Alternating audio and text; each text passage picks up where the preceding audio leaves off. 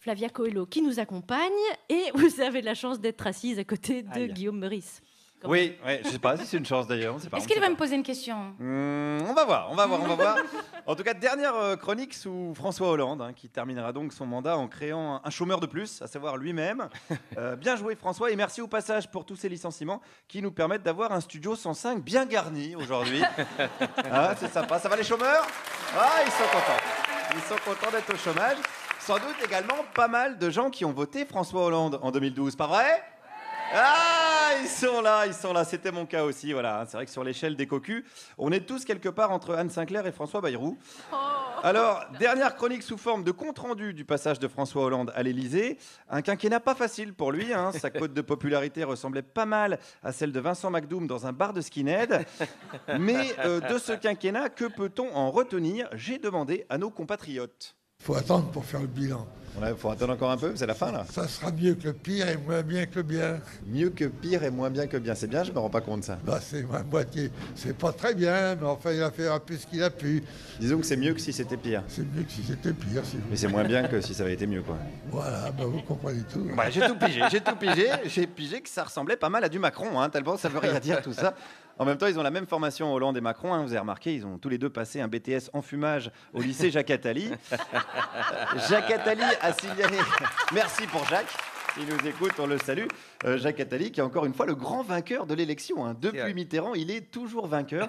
Jacques Attali, c'est comme l'herpès. Tu crois que t'en es débarrassé, mais il revient en permanence. Et puisqu'on parle donc maladie vénérienne, revenons à François Hollande et à ce compte-rendu avec un autre citoyen qu'on avait gros sur la patate vis-à-vis des médias.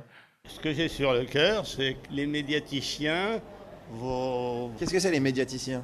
Les médiaticiens, qu'est-ce que c'est? C'est les commentaristes.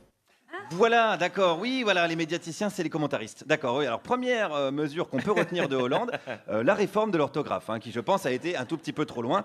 Je le dis pour tous les auditaristes qui nous écoutent, faites gaffe quand même avec ça. Continuons le bilan avec une dame qui était fâchée contre François Hollande. Il m'a mis sur écoute. C'est vrai? François Hollande vous a écouté directement? Si je le dis. Je suis sur écoute et ma ligne a été coupée. Ah bon? Moi, ce que je sais, c'est que j'ai plus de ligne par moment. Mais c'est peut-être parce que vous n'avez pas réglé la facture de téléphone. Oh. Mais ça vous regarde pas. Bon, ça me regarde pas. Ça regarde peut-être ton opérateur téléphonique. Par contre, tu te débrouilleras. Parce que Hollande a passé 5 ans à pas écouter les Français. Ça m'étonnerait qu'il ait fait une exception pour cette dame. Alors, je veux pas non plus noircir le tableau. Vous connaissez mon souci d'objectivité. Bien sûr, j'ai quand même reçu le prix Jean-Pierre Elkabbach d'or 2017. Donc, objectivité toujours. Il y a eu de belles choses dans ce quinquennat. Le mariage pour tous, notamment. Ça restera. Permettre aux homos de faire les mêmes conneries que les hétéros, on est pour. Il n'y a pas de raison qu'ils se fassent pas chier les week-ends dans leur belle famille, devant un gigot tiède, devant Drucker. On est d'accord avec ça. Enfin, je dis pas tout le monde quand même. C'est catastrophique. Ah oui? Oui. Pourquoi? Au moment où justement on essaye de protéger les enfants au maximum, c'est même criminel d'une certaine manière. C'est criminel? Oui, absolument.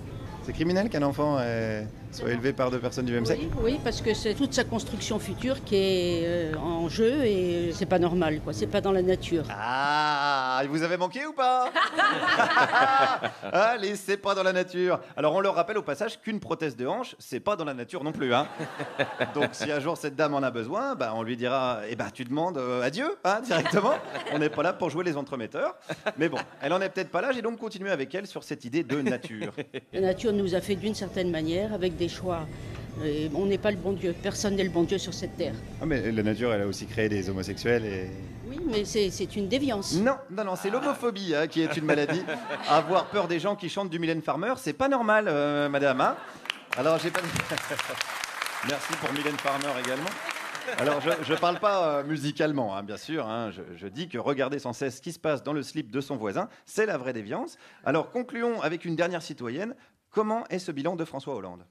Il est nul, plus que nul. Plus que nul, carrément. Oui. Pourquoi alors? Non, parce que je trouve qu'il a promis, il n'a rien fait. Vous pensiez qu'il allait tenir ses promesses? Honnêtement, j'y crois chaque fois. C'est comme maintenant, j'y crois, maintenant à voir. Pourtant, son slogan, c'était président normal. Ah oui, justement. Oui, justement. C'est quoi normal? C'est un président qui ne tient pas ses promesses, non? Oui. Eh ben oui, il avait l'honnêteté quand même, le gars, de mettre dans son slogan de campagne son programme quasiment, voilà, normalité. On peut lui reconnaître ça. Donc merci pour tout, François, si tu nous écoutes.